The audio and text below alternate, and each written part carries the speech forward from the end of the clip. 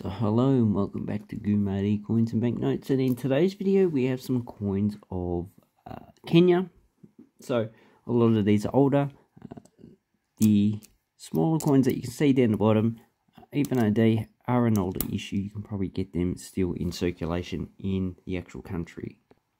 But there are a lot of Kenyans on the internet, so one of them can actually provide some information about the current circulating coins. The latest series, which I don't have, are the Animal series, and they were issued in 2018. So that series seems to be a frozen date, 2018, because there hasn't been any later issues. But if you look at the date range of Kenyan Coins, you can go to Numista. So you got 2005, and you got 2009 and 10. The 2009 1 shilling is a bit harder to get. So in essence, Kenya issues coins roughly every 5 to 10 years currently. That's been since the early 2000s. In the 60s and 70s, they issued like every 1 or 2 years. So to save money, they are issuing coins at a relatively longer interval. So the Kenyan coins, yeah, they're not really that expensive. Most dates are common, so 1978. So this is the last year of the Kenyatta issue. In 1979, they issued the coins with the portrait of this guy.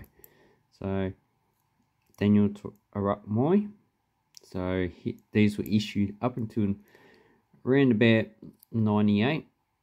Then in 2005, they went back to the Kenyatta issue. In 2018, they took images off the actual coins and banknotes because they were not permitted to be on there in the first place. So currently the banknotes and coins just have animals. So yeah, this one's pretty much has toning on it, has the coat of arms on the front and the denomination, has the image, but this is a fairly common coin. It's only about $2 to $3 for that one. Okay, then we had the larger coin that they issued Kenya. And before I go on, the size of the Kenyan coins relate to the East African shilling. So this was used in other countries like Tanzania, Uganda, Somalia, Ethiopia for a time.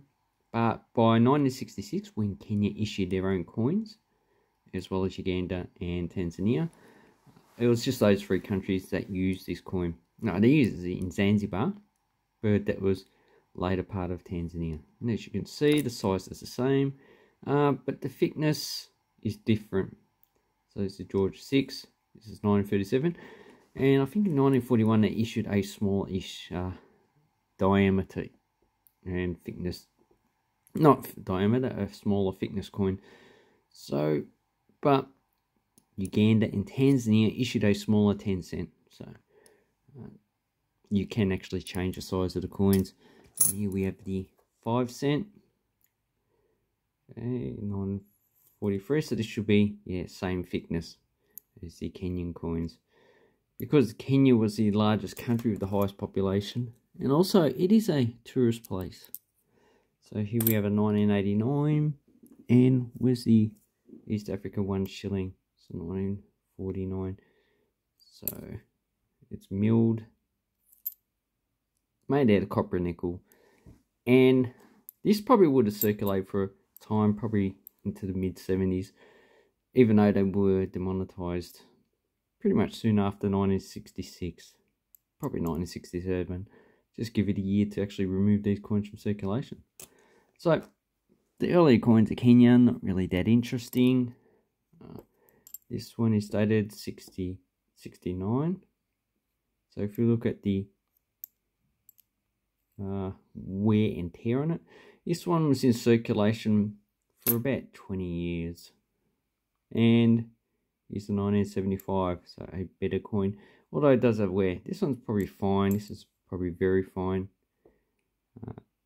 So that is because Kenya, the population is relatively poor. It's classed as a developing country or third world country or whatever you want to call it.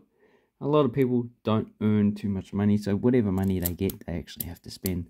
And those ones, they're only really worth anything if they are in high grade. And the 10 cent was the first coin I actually got that interested me in coin collecting. As you can see, just that's the coat of arms. So 71. These are all common dates. This will be fine condition. Very fine. 78. I think it's like 40 or 50 million. So it can't be hard to get high grade coins from 1978. Okay, here's the 1978, and this one is a 1980.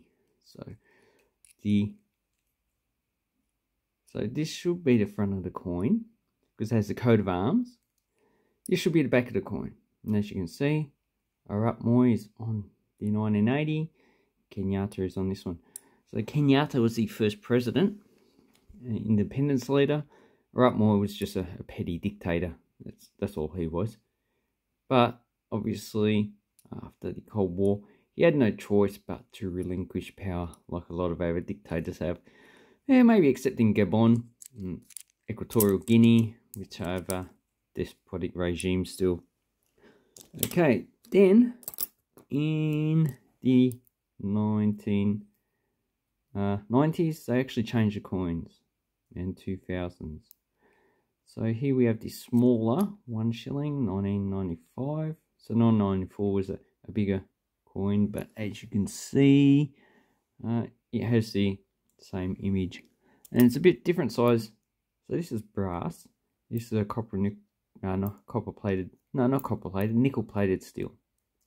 So this is the current size of the coin, and here is the previous one. As far as I know, this is still legal tender. So this coin has an exchange rate currently of 1 cent. So it's about 100 shillings equals $1. So even though this is a nickel plated steel, it's probably too large of a coin to actually save money on. So I would say it costs more than a shilling to actually produce that. And another thing about Kenya is that they issue free bimetal coins. So a 5, 10 and 20 shilling. So this one 1997, and the first 20 shilling was 98. So at the time, this was probably worth close to $1. And then by the mid-2000s, went down to 50 shillings equals $1.